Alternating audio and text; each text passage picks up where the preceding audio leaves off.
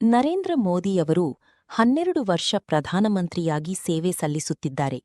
ಆದ್ದರಿಂದ ನಾವೆಲ್ಲರೂ ದೇಶ, ರಾಜ್ಯ, ಜಿಲ್ಲೆ, ತಾಲೂಕು, ಗ್ರಾಮಗಳಲ್ಲಿ ಜೂನ್ 10ರಂದು ಎಲ್ಲ ದೇವಸ್ಥಾನಗಳಲ್ಲಿ ವಿಶೇಷ ಪೂಜೆ ಸಲ್ಲಿಸಲು ಮನವಿ ಮಾಡಿದರು. ಪ್ರಧಾನಿಯವರಿಗೆ ಅಭಿನಂದನೆಗಳನ್ನು ಸಲ್ಲಿಸೋಣ ಎಂದು ಮಾಜಿ ಸಚಿವರಾದ ಸಂಗಣ್ಣ ಬೆಳ್ಳಬ್ಬಿಯವರು ಮಾತನಾಡಿದರು.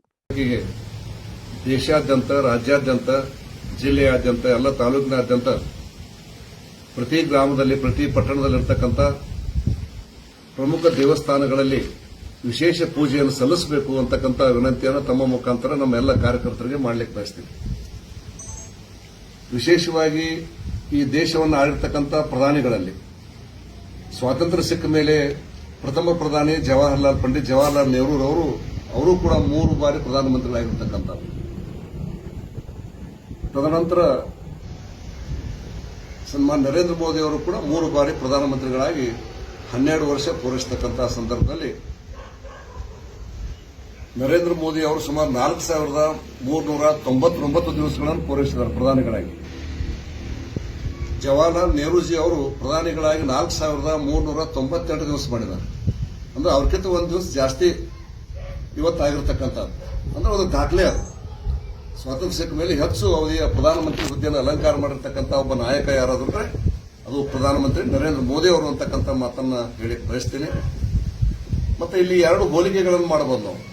ಪಂಡಿತ್ ಜವಾಹರ್ಲಾಲ್ ನೆಹರು ಅವರು 3 ಬಾರಿ ಪ್ರಧಾನಮಂತ್ರಿ ಆಗಿರ್ತಕ್ಕಂಥ ಕಾಲಘಟ್ಟ ಯಾವ ರೀತಿ ಇತ್ತು, ಇವತ್ತು 70 ವರ್ಷಗಳ ನಂತರ, ಸ್ವಾತಂತ್ರ್ಯ ಸಿಕ್ಕ ಮೇಲೆ 70 ವರ್ಷಗಳ ನಂತರ ಇವತ್ತಿನ ಕಾಲಘಟ್ಟದಲ್ಲಿ, ಇವತ್ತಿನ ಸೋಷಿಯಲ್ ಮೀಡಿಯಾ ಇರತಕ್ಕಂಥ ಸಂದರ್ಭದಲ್ಲಿ ಆ ಕಾಲದಲ್ಲಿ ಆಕಾಶವಾಣಿ ಮಾತ್ರ ಒಂದು ಇರ್ತಿತ್ತವ. ಅಂದ್ರೆ ದಿಲ್ಲಿಯಲ್ಲಿ ಏನ್ ನಡೆದಿತ್ತು ಅದು ಹಳ್ಳಿಗೆ ಮುಟ್ಟಬೇಕಾದ್ರೆ ಸುಮಾರು 1 ವರ್ಷ ಹೊಕ್ಕಿತ್ತವ. ಇವತ್ತು ಹಂಗಲ್ಲ. ಇವತ್ತಿನ ಸೋಷಿಯಲ್ ಮೀಡಿಯಾ ಮುಖಾಂತರ ಒಬ್ಬ ಕೆಮ್ಮಿದ್ರೂ ಗೊತ್ತಾಗತ್ತೆ, ನಕ್ಕರೂ ಗೊತ್ತಾಗತ್ತೆ. ಇವತ್ತು ಈ ಸಮಾಜವನ್ನ ಎದುರಿಸ್ತಕ್ಕಂಥದ್ದು, ಸಮಾಜದಲ್ಲಿ ಅಧಿಕಾರವನ್ನು ಉಳಿಸ್ಕೊಂಡು ಹೋಗ್ತಕ್ಕಂಥದ್ದು ಮತ್ತು ಮರ್ಯಾದೆಯಿಂದ ಆಡಳಿತ ಮಾಡತಕ್ಕಂಥದ್ದು ಬಹಳ ಸೂಕ್ಷ್ಮ ಆಗಿರ್ತಕ್ಕಂಥ ಕಾಲಘಟ್ಟದಲ್ಲಿ ನರೇಂದ್ರ ಮೋದಿ ಅವರು ಪ್ರಧಾನಮಂತ್ರಿ ಆಗಿರ್ತಕ್ಕಂಥದ್ದು.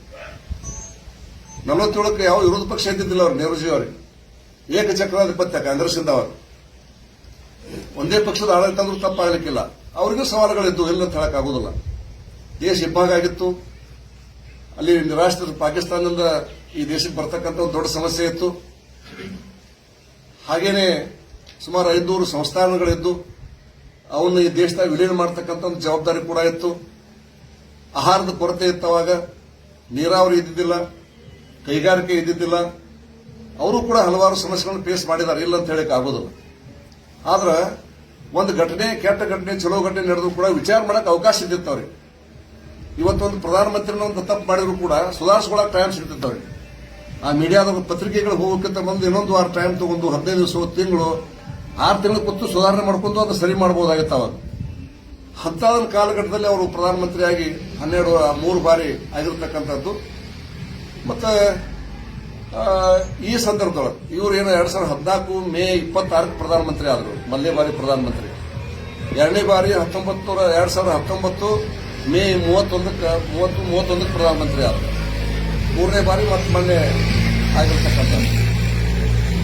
ಇವತ್ತಿನ ಕಾಲಘಟ್ಟದಲ್ಲಿ ಜನರ ಅಪೇಕ್ಷೆಗಳು ಮತ್ತು ಅಭಿವೃದ್ಧಿಪರ ಚಿಂತನೆಗಳು ಮತ್ತು ಈ ಮಧ್ಯದಲ್ಲಿ ಬಂದಿರತಕ್ಕಂಥ ಮಹಾಮಾರಿ ಕರೋನಾ ಅಂತಕ್ಕಂಥ ದೊಡ್ಡ ರೋಗ, ಅದು 100 ವರ್ಷಕ್ಕೊಮ್ಮೆ ಬರ್ತಕ್ಕಂಥ ರೋಗ. ಅದು ಪ್ಲೇಗ್ ಬಂದಿತ್ತು 100 ವರ್ಷದಿಂದ ಮತ್ತೆ ಬಂದಿರತಕ್ಕಂಥದ್ದು ಮೋದಿಯವರ ಕಾಲದಲ್ಲಿ ಬಂದಿರತಕ್ಕಂಥ ಕರೋನಾ ಅಂತಕ್ಕಂಥ ರೋಗ.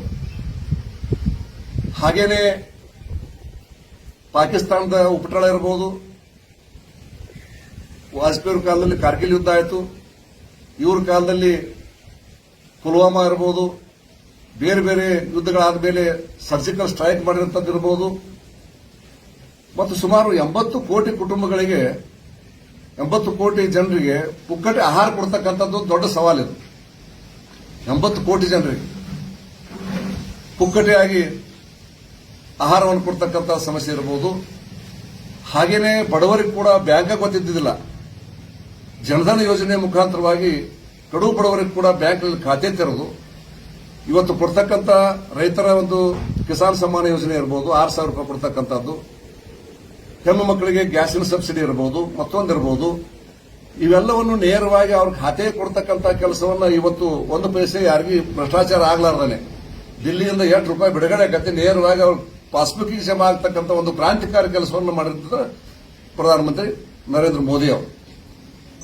ಹಾಗೇನೆ ಡಿಜಿಟಲ್ ಇಂಡಿಯಾ ಇರಬಹುದು, ಮೇಕ್ ಇನ್ ಇಂಡಿಯಾ ಇರಬಹುದು, ಬೀದಿ ಬದಿ ವ್ಯಾಪಾರಸ್ಥರ ಸ್ವನಿಧಿ ಯೋಜನೆಗಳಿರಬಹುದು, ಮನೆ ಮನೆಗೆ